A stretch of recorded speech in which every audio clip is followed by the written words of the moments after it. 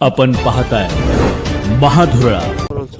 नमस्कार, महाधुरळा यूट्यूब चॅनलमध्ये मी गुरु बाळमाळे आपल्या सर्वांचं मनापासून स्वागत करतोय.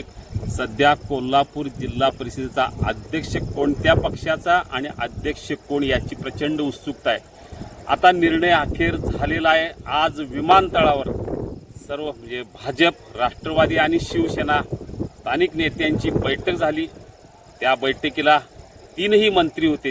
मंत्री चंद्रकांत दादा पाटील, मंत्री हसन मुश्रीफ आणि मंत्री प्रकाश आबिटकर यांच्यासह खासदार धनंजय महाडिक, आमदार अंमल महाडिक, आमदार चंद्रदीप नरके, आमदार विनय कोरे, आमदार राजेश क्षीरसागर, सुजित मिंचेकर यांच्यासह खासदार धैर्यशील माने, प्राध्यापक जयंत पाटील हे उपस्थित होते. या सगळ्यांच्या उपस्थितीत बैठक झाली आणि या बैठकीत अखेर निर्णय झाला की राष्ट्रवादीचा अध्यक्ष, यापेक्षा निर्णय तो आणखीन एक झाला, तो म्हणजे 1.25 वर्षाचा अध्यक्षपद आणि 1.25 वर्षाचं उपाध्यक्षपद या संदर्भातलाही निर्णय झाला.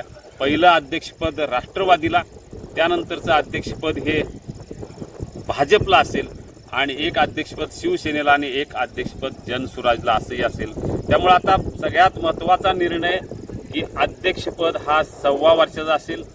अध्यक्षपद, पहिला अध्यक्षपद हा राष्ट्रवादीला असेल, कारण राष्ट्रवादीचे तब्बल 20 सदस्य निवडून आले आहेत. भाजपचे 12 सदस्य, शिवसेनेचे 6 सदस्य, शिवसेनेचे 9 सदस्य आलेत, 4 यड्रावकर गटाचे आहेत, जनसुराजचे 6 सदस्य निवडून आले. त्यामुळे सगळ्यांना अध्यक्षपद, पहिला अध्यक्षपद राष्ट्रवादीचा. या संदर्भातली बैठक झाली विमानतळावर. उपमुख्यमंत्री एकनाथ शिंदे हेही त्यानंतर येऊन गेले. मुख्यमंत्र्यांच्या उपस्थितीत पुन्हा बैठक आणि त्यानंतर इतर घोषणा उद्या होईल.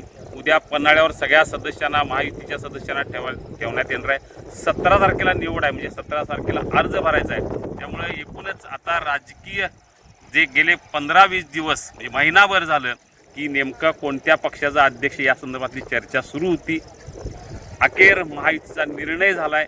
अध्यक्षपद सर्वाधिक जागा असल्यामुळे, राष्ट्रवादीचं असल्यामुळे अध्यक्षपद राष्ट्रवादीला मिळेल आणि उद्या राष्ट्रवादीचा अध्यक्ष नेमका कोण या संदर्भातला निर्णय होईल. सध्या तरी शोभाताई फराटे यांचंच नाव आघाडीवर आहे. या नावाशिवाय पूजा पाटील आणि शैलजा पाटील ही 2 नावं आहेत. पण